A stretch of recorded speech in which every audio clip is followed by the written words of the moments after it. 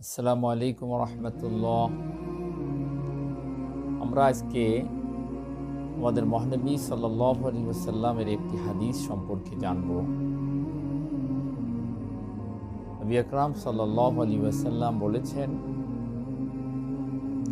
ইগতানিম খামসান ক্বাবলা খামসিন। আল্লাহ রসুল বলেছেন যে 5টি বিষয় আসার আগেই তোমরা 5টা বিষয়কে মূল্যায়ন করো। 1 নাম্বার হলো শাবাবাকা ক্বাবলা হারামিকা। তোমার বার্ধক্যকাল আসার আগেই যৌবনকালকে গুরুত্ব দাও।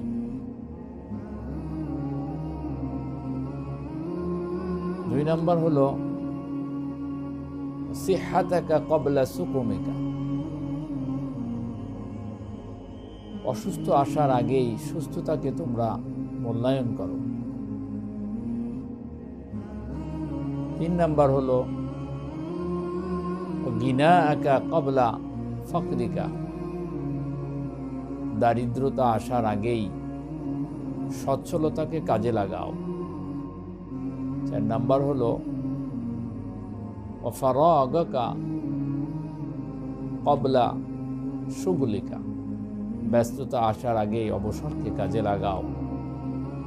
পরিশেষে নবী আকরাম সাল্লাল্লাহু আলাইহি ওয়াসাল্লাম বলেছেন, হায়াতাকা ক্বাবলা মাউতিক।